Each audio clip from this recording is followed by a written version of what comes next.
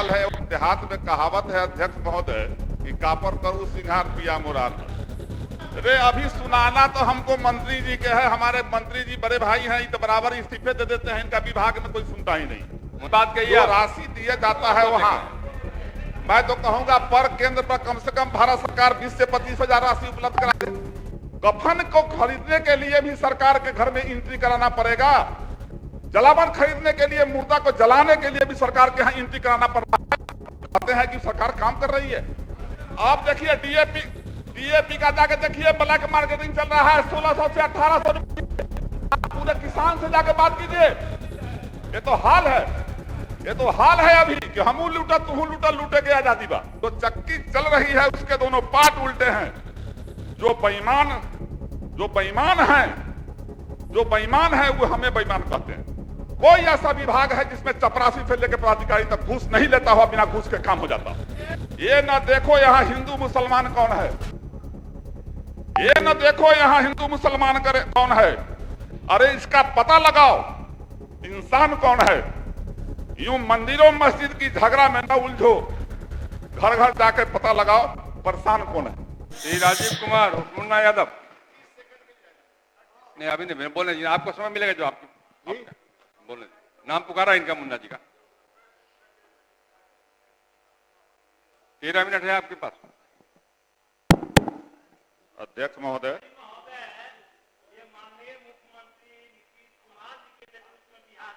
आपका समय कट रहा है मुन्ना जी। अध्यक्ष महोदय, आपने जो समय दिया और हमारे पार्टी के नेता तेजस्वी यादव जी, हमारे अभिभावक आदरणीय लालू जी और सचेतक भाई शाहीन साहब का भी मैं आभार व्यक्त करता हूं कि उन्होंने हमें टाइम समय दिया। लेकिन एक चीज हमको बुझा नहीं रहा अध्यक्ष महोदय कि आज समाज कल्याण विभाग पर बोलना है और हमारे मंत्री जी जो हैं इनको हम सुनाते, पदाधिकारी को सुनावे, बराबर इस्तीफे देते रहते हैं।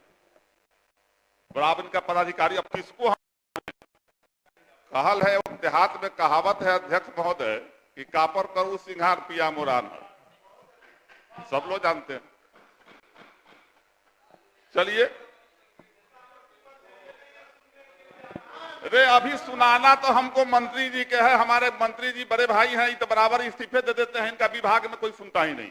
मुन्ना जी 13 मिनट है, समझे? मुन्ना भाग रहा है। अध्यक्ष महोदय, 2 अक्टूबर 1975 को इस आंगनबाड़ी केंद्र का शुरुआत किया गया था।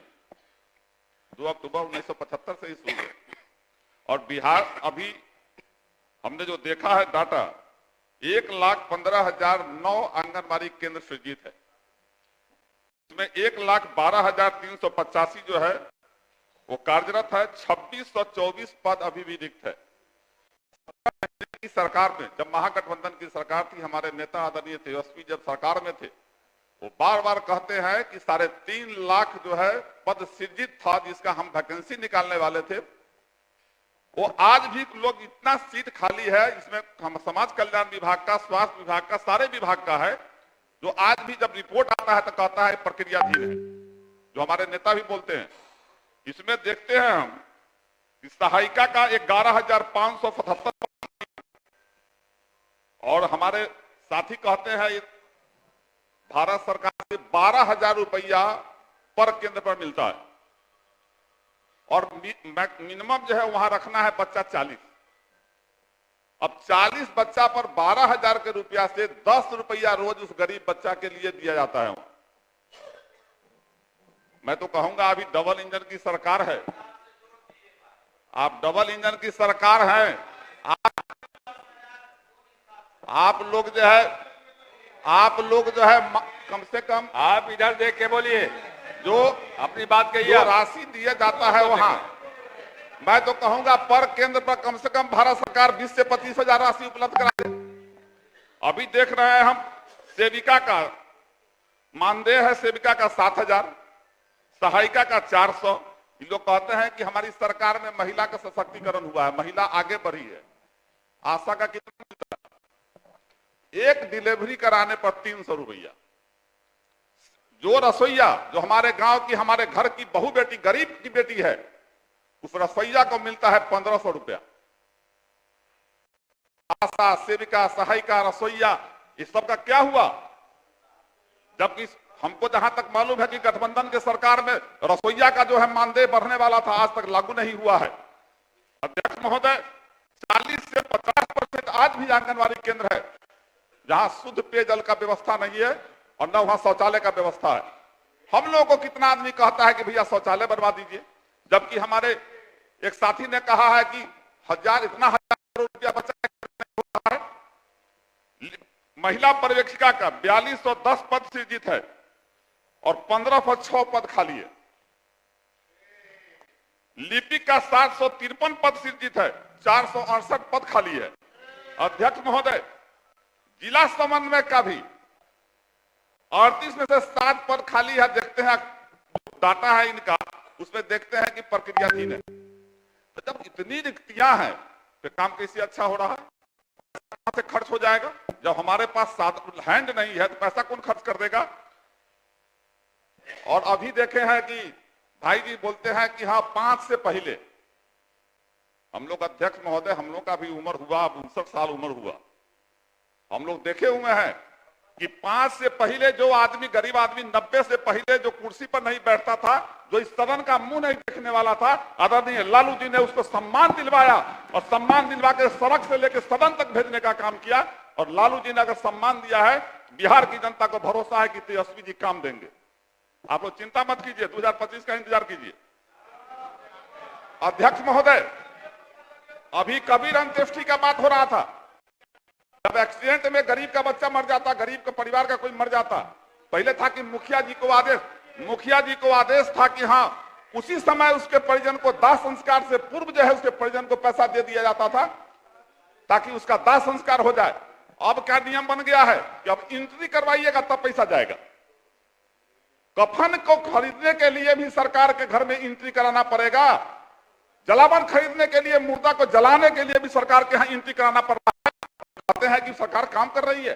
पहले मुखिया जी को पावर था कि हम मुखिया जी जब ये डेड बॉडी दूरा पर पहुंचने से पहले उसके यहाँ कबीर अंत्येष्टि का पैसा पहुंच जाता था। तो यहाँ तो भरोसे नहीं है किसी पर, किसी को किसी का भरोसा नहीं है, न पदाधिकारी को, हम लोग का पदाधिकारी पर। ऐसे तो बिहार चल रहा है।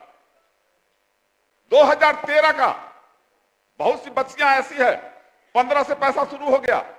2013 से और 15 के बीच में कन्या विवाह का पैसा, जो बच्चियां 3-3 बच्चे की मां हो गई उसको कन्या विवाह का पैसा नहीं मिला। आप रिकॉर्ड बना के देख लीजिए 2013 से 15 के बीच का।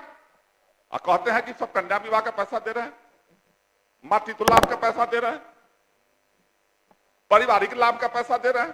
पारिवारिक लाभ में 20,000 रुपया मिलता है। कितना एप्लीकेशन कहां पड़ा हुआ है भर करके पता लगा है। सरकार के पास रिकॉर्ड है कि कौन ब्लॉक में कितना फॉर्म जो है पड़ा हुआ है, पेंडिंग पड़ा हुआ है। 2-2 साल 5-5 साल से पेंडिंग पड़ा हुआ है, कोई काम कर रहा है, का पैसा मिल रहा। हम लोग देखते हैं, हम लोग को कहता है कि हाँ हम अप्लाई किए, भैया आज तक पैसे नहीं मिला पारिवारिक लाभ का। उस परिस्थिति में जिसके परिवार का परिजन मर गया और पारिवारिक लाभ का पैसा 5 साल में नहीं मिल पाता। अध्यक्ष महोदय, किसान का एक भारी समस्या है।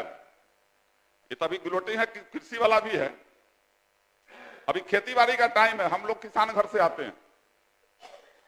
अभी हमारे इधर उत्तर बिहार में 35-22 पायोनियर का बीज का जो है ज्यादा डिमांड होता है। जिला में जब डिमांड बढ़ गया, व्यापारी लोग जो है उसको स्टॉक कर दिया और जो बीज 1800-2000 था, चोरी चुपी पूरे जिला में।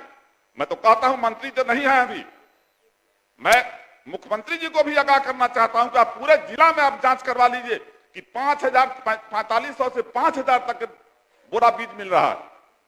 डीएपी खाद का भी रेट आपको बता देते हैं। जो पहले 800 मिलता था, अभी 1600 से 1800 में मिल रहा है। अब वजन क्या हो गया? पहले 50 केजी, अब वजन हो गया उस खाद का 45 केजी। मतलब 5 किलो वजन घटा के दुगुना दाम कर दिए। तो लूटिए। मैं कहता हूं ना कि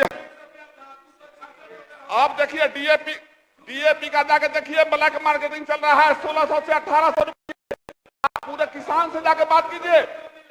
ये तो हाल है, अभी कि हम लूटा तू लूटा, लूटे के आजादी बा। लूटा। इधर देखिए, इधर उधर कहाँ देखते हैं आप? उसका आप इधर ना देखिए तो उधर देखते हैं। पर खादी बा समय बीत रहा है लूट आपका। रहा है, लूटिए, समझे? ये अभी अध्यक्ष महोदय, हमारे माननीय मंत्री, शिक्षा मंत्री भी बैठे हुए हैं। एक अहम सवाल है, बीपीएससी से जो चयनित हमारे शिक्षक हुए हैं, जो पहले नियोजित शिक्षक थे, अब बीपीएससी से जो चयनित होकर के नए विद्यालय में गए हैं, जो 15 साल 20 साल से काम करते आ रहे हैं, उनको वरीयता की सुविधा नहीं मिल रही है। मेरा आग्रह होगा मंत्री जी से कि 20 साल 15 साल जो है जो काम किया है, और जब नए स्कूल में जा रहा है, तो मेरा आग्रह है कि उसको वरीयता का लाभ दिया जाए। और अभी जो बिहार का स्थिति है कि स्वास्थ्य विभाग का तो अभी मंत्री जी नहीं है, कि एक सिस्टम बनाया है सरकार ने कि पीएससी से अगर कोई बीमार होता है, एक्सीडेंट होता है, तो पीएससी से उसको जाना होगा मेडिकल कॉलेज में। मेडिकल कॉलेज की दूरी 1 किलोमीटर और पीएससी की दूरी 25 किलोमीटर। ये निर्धारित करे सरकार कि 25 किलोमीटर जाएगा कि 1 किलोमीटर जाएगा। अगर वो 1 किलोमीटर जाता है तो मेडिकल कॉलेज लौटाता है कि तुम पीएससी से रेफर करा के आओ। और वैसी स्थिति में कई की जान चली गई है। मेरा आग्रह होगा स्वास्थ्य विभाग के लोगों से कि जिसको जहां सुविधा मिलता है वहां उसका इलाज कराने का छूट दिया जाए, नहीं तो ऐसे में गरीब लोग मर रहे हैं। अच्छे लोग को तो इलाज कर देता है, लेकिन गरीब का कोई नहीं सुनता है। अध्यक्ष महोदय, ऐसी स्थिति में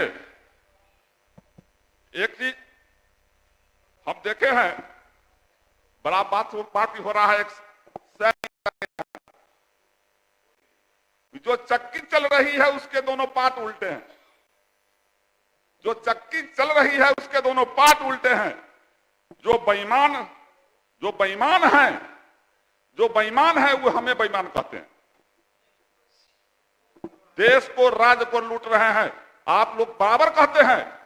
मैं कहता हूं कोरोना काल में इस देश में 2019 में 23 करोड़ लोग अनाज लेता था, मुफ्त। आज 80 करोड़ लोग जो है इस देश में अनाज खा रहा है। देश आगे बढ़ा है कि पीछे हुआ है? आप कहते हैं देश तरक्की कर रहा है, भूखों का संख्या बढ़ रहा है, नंगे का संख्या बढ़ रहा है, कहते हैं तरक्की हो रहा है। मानी सर 2 मिनट केवल है आपके पास। अध्यक्ष महोदय, अभी जो स्थिति है, पदाधिकारी लोग बैठे हुए हैं यहाँ, कोई भी ऐसा विभाग, मैं माननीय सभी सदस्यों से कहता हूं, कोई ऐसा विभाग है जिसमें चपरासी से लेकर पदाधिकारी तक घूस नहीं लेता हुआ, बिना घूस के काम हो जाता? बता दो, चाहे वो चपरासी हो या पदाधिकारी। हम लोग बात करेंगे सर ऐसे ऐसे नियम संगत बता देगा। आज जब उसमें मनी भाई घुस जाएगा, एक मनी भाई नया चल गया है बिहार में, मनी भाई जब चल जाएगा तो सारा नियम फेल हो जाएगा। विधायक के पीछे हम मनी भाई आगे हो जाते हैं। तो ये सिस्टम चल रहा है सर पूरे बिहार में।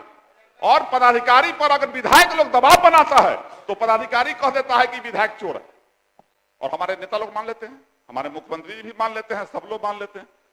ऐसी स्थिति में क्या लोकतंत्र का राह बचेगा? जहां ब्यूरोक्रेट हॉबी हो जाएगा वहां लोकतंत्र को खतरा होगा। मेरा आग्रह है कि अभी भी सुधारने का वक्त है कि अभी सुधारिए इस लोकतंत्र को, नहीं तो लोकतंत्र खतरा में पड़ने वाला है और ब्यूरोक्रेट हॉबी है हर जगह। अंत में मैं यही कहूंगा, हम जानते हैं कि हमको ये कहेंगे, अंत में मैं यही कहूंगा, ये न देखो यहां हिंदू मुसलमान कौन है, ये न देखो यहां हिंदू मुसलमान कौन है, अरे इसका पता लगाओ इंसान कौन है। यूं मंदिरों मस्जिद की झगड़ा में न उलझो, घर घर जाकर पता लगाओ परेशान कौन है। धन्यवाद। मैं यही कहकर अपनी बात समाप्त करता हूं और आशा करता हूं कि मंत्री जी इस पर ध्यान देंगे। श्री राजकुमार सिंह।